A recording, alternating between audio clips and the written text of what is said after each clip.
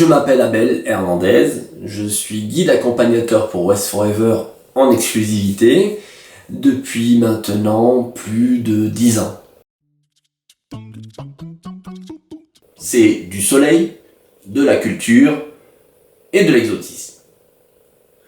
Alors du soleil, pourquoi ? Parce que c'est quand même très agréable en plein hiver de se retrouver dans des conditions climatiques idéales pour rouler à moto, du 25 degrés, entre 25 et 30 degrés, des balades à moto sous un soleil éclatant pour profiter pleinement de paysages grandioses, de paysages tropicaux, de plages de sable blanc. Donc vraiment, pour quitter la grisaille en hiver, c'est l'idéal. Visiter Cuba pourrait se limiter à visiter la Havane. Ce nom, il claque. On en a tous entendu parler, on a tous une idée de la Havane. On pense peut-être à des films comme Havana, le film avec Robert Redford, où on voit ces vieilles belles américaines qui circulent dans cette ville pleine de lumière, à l'architecture riche. Et effectivement, c'est un incontournable. Ensuite, je vous parlerai de Camagüey. Alors Camagüey, c'est peut-être la ville la moins connue de Cuba pour nous lorsqu'on entend parler de cette île depuis la France. Mais Camagüey, c'est une ville très riche également architecturalement. On a 9 places principales qui sont très belles, vraiment absolument à visiter. D'ailleurs, on l'organise en bici-taxi, donc c'est vélo-taxi, qui nous permettent de visiter toutes les petites ruelles et toutes les places essentielles de cette ville-là. La parte orientale, c'est-à-dire l'est de l'île. Pourquoi ? Parce qu'on y trouve déjà 2 types de paysages très différents et une route de montagne qui est la Farola, qui est une route qui date des années 60, qui avait été commencée avant le changement de régime, donc sous l'ère Batista, et qui a été finie avec des négociations par l'architecte à l'époque où Fidel Castro était au pouvoir, avait pris le pouvoir. Alors cette zone-là me plaît beaucoup parce que nous trouvons du désert, nous trouvons des roches volcaniques noires qui terminent sur la mer des Caraïbes. Et puis, passé de l'autre côté de la montagne, on retrouve un paysage plus humide, bien plus humide d'ailleurs. Cette troupe Númena Barranco, c'est la ville qui cultive le cacao à Cuba, sans mauvais jeu de mots.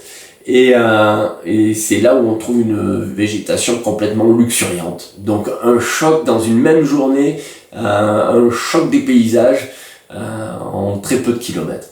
Je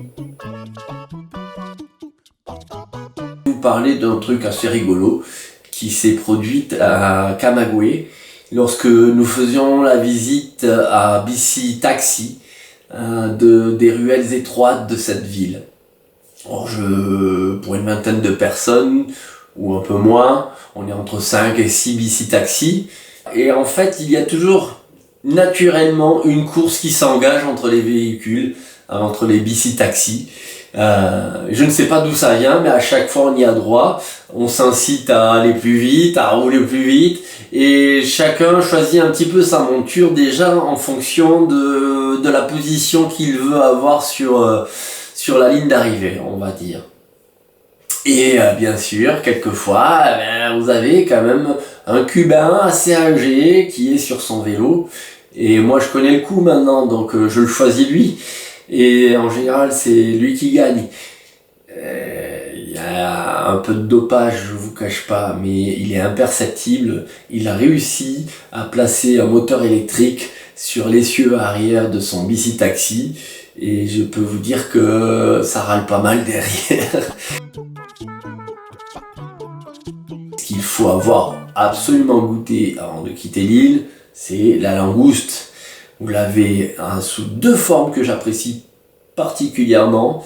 Il y a naturellement la langouste grillée, tout simplement, qui est délicieuse et qui à elle-même se suffit. Mais sur des restaurants que je vous conseillerais, notamment un qui me vient à l'esprit qui s'appelle El Buen Sabor, vous aurez de la langouste à la sauce au lait de coco. Et c'est absolument délicieux. C'est l'aspect humain. Effectivement, là on va au contact, on se retrouve avec nos montures, nos fabuleuses Harley Davidson, arrivées dans des petits bleds où on a l'impression de faire un bond dans le temps, facilement 60 ans en arrière. Et là vous avez le regard des enfants écarquillés devant ces belles machines, et la population qui s'agglutine un petit peu autour de nous, qui nous observe un petit peu comme si nous étions des astronautes. Voilà.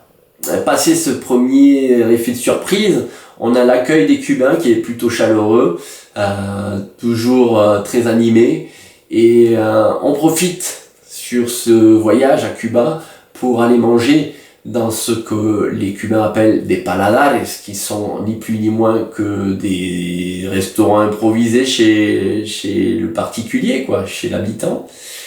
Et également, nous passons une nuit chez l'habitant. Donc, au contact avec la population, et ça vaut vraiment le coup. C'est toujours très coloré et très sympathique de partager un moment avec un Cubain. Et même si vous ne partagez pas le même langage, si vous ne parlez pas couramment l'espagnol, ce qui n'est pas toujours évident même pour quelqu'un de bilingue, il y a là aussi une transformation de la langue qui est propre à l'île. Mais malgré ça, on arrive toujours à se faire comprendre et ça se fait en général avec le sourire.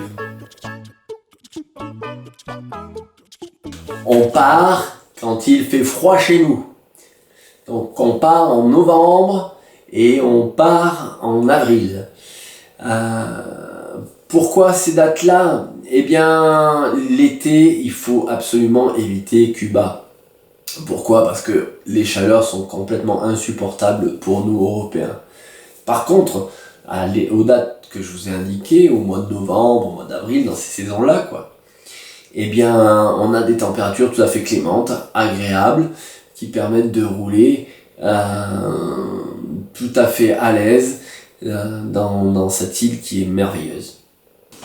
Eh bien voilà, je crois que j'ai répondu à pas mal de questions au sujet de Cuba, de cette destination qui moi personnellement me fait rêver et que j'ai hâte de vous faire découvrir et de redécouvrir à travers vos yeux en partageant justement ces petites connaissances que j'ai acquises lors de mes voyages à Cuba, de vous montrer les plus belles routes qui soient sur cette île, de vous surprendre parce que l'île n'est pas que une île de sable blanc, avec des cocotiers. C'est beaucoup de choses, beaucoup de variétés, beaucoup de diversité. Ça a été un plaisir pour moi de répondre à ces quelques questions. Et il ne me reste plus qu'à vous dire hasta pronto sobre la isla de Cuba. Et je vous salue.